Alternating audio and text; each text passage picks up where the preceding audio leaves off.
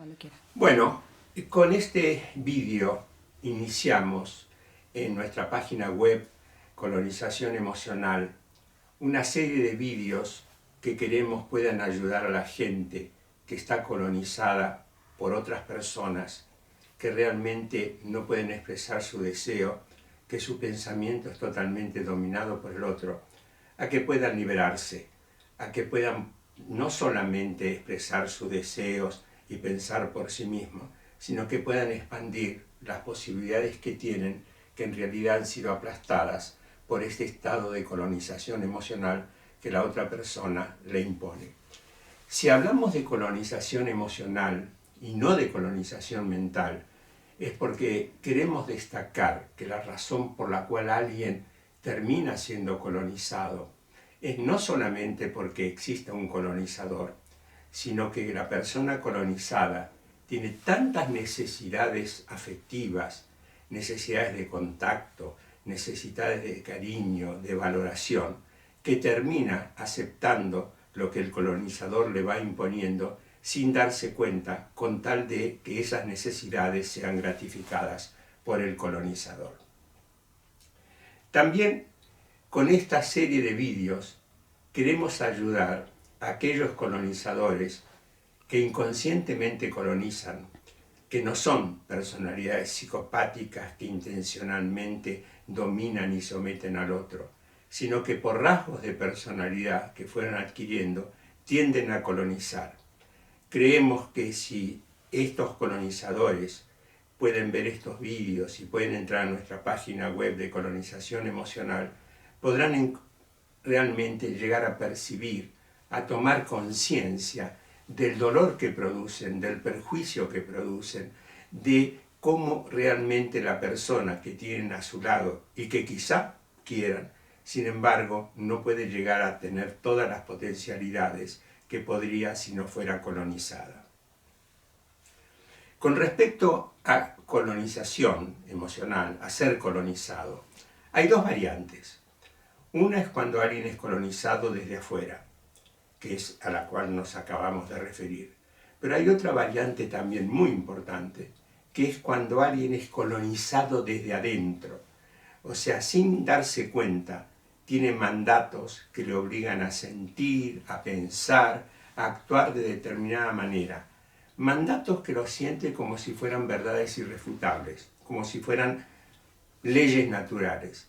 Y no saben que esos mandatos han sido adquiridos a lo largo de su vida, ya sea por identificación con cómo eran los padres, ya sea por lo que los padres le decían, ya sea por influencia de otros o influencia de la cultura. Pero no solo son mandatos, también son formas automáticas de ser, de reaccionar, de sentir, de no poder regular sus emociones o de regularlas en exceso y entonces no poder tener una vida emocional rica, que desde adentro lo dominan. Cuando hablamos de liberarse del colonizador interno, nos referimos precisamente a que esta persona deje de estar sujeta a todos esos mandatos, a esos automatismos que le dominan la vida y le impiden, como había dicho antes, realmente desarrollar potencialidades que tienen. Bien, queremos hablar del tema del narcisismo. ¿Cómo es vivir con una personalidad narcisista? O sea, ¿qué consecuencias tiene para la persona convivir con una personalidad narcisista? Para lo cual, de alguna manera, tendremos que dar un esbozo, aun cuando sea muy sumario, de qué se entiende por narcisismo. El término narcisismo, en realidad, surgió a partir del mito de Narciso. Alguien tan enamorado de su propia imagen que acercándose al agua de una laguna se enamoró de sí mismo y después eso lo llevó a su perdición. ¿Cuáles pueden ser algunas de las características que definen a una personalidad narcisista? Es una necesidad enorme de ser admirados. Lo que están buscando continuamente es que la otra persona le devuelva una imagen valorizada de sí mismo, que les hagan sentir que son excepcionales. Este sentimiento de excepcionalidad los hace no solamente forzar a las otras personas a que se lo reconozcan, sino que toda su vida, sus actuaciones, sus pensamientos, sus fantasías están dedicadas realmente, o más bien yo diría dominadas por esta necesidad de grandiosidad. Están tan centradas en sí mismas estas personas que no pueden pensar en los demás, no tienen empatía. El otro no existe como una persona con deseo, con iniciativas independientes. Es simplemente una especie de esclavo al servicio de la admiración que se le solicita. Por otro lado, estas personalidades grandiosas, de narcisismo grandioso, pueden ser enormemente amables, cariñosos, simpáticos, siempre que su narcisismo esté satisfecho. Si su narcisismo está satisfecho, son encantadores. Pero no bien sienten la menor crítica, y ni siquiera una crítica, basta que la otra persona no le admire para que realmente aparezca una furia, un deseo de humillar al otro, de despreciarlo, de hacerle sentir que no es una persona valiosa. Son profundamente egoístas, por lo que vemos al no tener empatía, solamente están pensando en sus propias necesidades y tratan de imponer esas necesidades. La búsqueda de grandiosidad hace que quieran relacionarse solamente con gente que también consideren como iguales, pero en la medida en que la otra persona, aun cuando haya un periodo, digamos, de enamoramiento narcisista, aun cuando haya ese periodo, si en algún momento la otra persona no llega a satisfacer toda la demanda de admiración, rompen sin ningún dolor por la ruptura, sin sentir la separación, porque lo que necesitan es alguien que la admire y vuelven a establecer vínculos con otras personas y con lo cual continuamente están buscando quien les admire. Pero esto es algo muy abstracto. Yo quisiera dar algunos ejemplos que permitan concretar mejor cómo actúa una personalidad narcisista. El primero es un paciente que aparece como simpático y cuando le digo que entre a mi consulta, mira atentamente la consulta durante unos segundos y a continuación me dice: mi despacho es más grande que el suyo.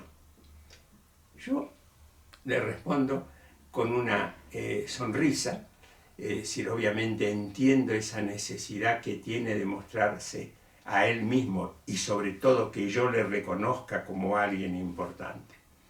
Se inicia el tratamiento y le señalo de una manera muy, yo diría, suave, con tactos, entendiendo la necesidad que tiene de ser admirado, le señalo un rasgo que creo que le perjudica.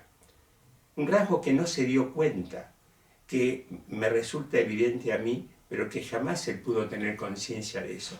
Y me dice: eso yo ya lo sabía, o sea, no puede recibir de mí. Él lo sabe todo. Un día viene y me cuenta un proyecto en el cual va a invertir una suma de dinero, de tiempo, etc. Yo pienso que es un proyecto descabellado. Él me lo dice como buscando mi admiración. Yo no le digo nada en ese momento. Pienso que hay tiempo para que eso se vaya concretando y que entonces tendré oportunidad de ir mostrándole cuáles son los inconvenientes. Pero mi silencio es sentido como una falta de aprobación y sobre todo de entusiasmo, porque él lo que quería era recibir mi entusiasmo. Y entonces me dice: claro, a usted nunca se le ocurren estas cosas, siempre encerrado ahí en este despacho tan tranquilo, no tiene ninguna iniciativa. Esta es la característica de una personalidad narcisista. Esto es cómo reacciona verdaderamente ante alguien que, cuidándolo, apreciándolo por otros valores que tiene, sin embargo no se convierte en un esclavo de esta solicitud que hace de ser admirado. El segundo ejemplo es algo que en realidad no tiene que ver con pacientes. Asisto a una conferencia con una personalidad muy importante en su campo, realmente es una de las personas más reconocidas en el campo del cual va a hablar, y mientras está hablando, se levanta una persona del auditorio, le interrumpe y empieza lo que es casi una mini conferencia, a explicar y a dar datos, etc. El resto del auditorio, como es natural, se empieza a impacientar y le dice que deje hablar. Se enfurece, dice: esta conferencia es un diálogo entre gente inteligente. Y entonces, si no me dejáis hablar, yo voy a escribir un artículo para que veáis lo que os perdéis. Y se levanta y se va. O sea, una necesidad de figuración, de grandiosidad, de ser reconocido. Y si esto no sucede, inmediatamente la furia y un proyecto grandioso que le compense. El proyecto grandioso es el gran artículo que presuntamente va a escribir, un proyecto grandioso que le compense lo que en realidad fue una cierta humillación de ser acallado por el resto de los participantes. El tercer ejemplo que quiero traer es el de una reunión en donde una persona empieza a monopolizar toda la reunión. Es una pequeña reunión. Empieza a monopolizar la reunión. Cuenta sus anécdotas. Es decir, anécdotas que son triviales verdaderamente, pero las cuenta como si fueran grandes hazañas. Después se menciona la situación existente en un país y en vez de dejar hablar a alguien que realmente tiene conocimiento del país, porque ha viajado al país, le ha interesado el país, empieza a explicar cómo es ese país. Pero no se limita solamente a esa situación, sino que cuando después alguien cuenta un problema físico que tiene, en vez de escucharlo, inmediatamente él habla de sí mismo. O sea, no hay espacio para los otros, tiene que ocupar todo el espacio. Estas son algunas formas de actuar de una personalidad narcisista. Ahora, la cuestión, que en realidad es el eje de este vídeo, de lo que yo quiero hablar, es ¿qué significa vivir con una personalidad narcisista? ¿Qué consecuencias tiene para el que vive con una personalidad narcisista? En realidad, está sujeto continuamente a esta demanda de admiración. O sea, no puede realmente tener un espacio en que expanda ante el otro lo que le interesa, cuáles son sus necesidades. O sea, como dije antes, un esclavo del otro en una forma particular de esclavitud. La esclavitud de alguien que tiene que ser un admirador incondicional. Por otro lado, la personalidad narcisista, es decir, cuando no es satisfecha, humilla, se enfurece, con lo cual lo que produce es miedo. La persona que vive con una personalidad narcisista es como si fuera un artificiero de la policía que está ante una bomba que siempre tiene que cuidar que no estalle. Con lo cual su vida en realidad termina siendo reducida a ver qué es lo que quiere la otra persona, si va a estar de buen humor, si se puede ofender o no se puede ofender. Por otro lado, como la personalidad narcisista, en los momentos en que realmente no es gratificado en esa necesidad de admiración, se convierte en alguien muy cruel, es decir, y empieza a humillar, comienza un proceso de deterioro en la autoestima de la persona que vive con una personalidad narcisista. Poco a poco es influenciado, empieza a estar inseguro, porque como contraataque, la personalidad narcisista empieza a mostrar defectos, empieza a mostrar limitaciones que todo el mundo tiene, pero que la personalidad narcisista aprovecha para introducir su necesidad de descalificación. Porque una de las características de la personalidad narcisista es que precisamente se engrandece en la medida en que puede empequeñecer al otro.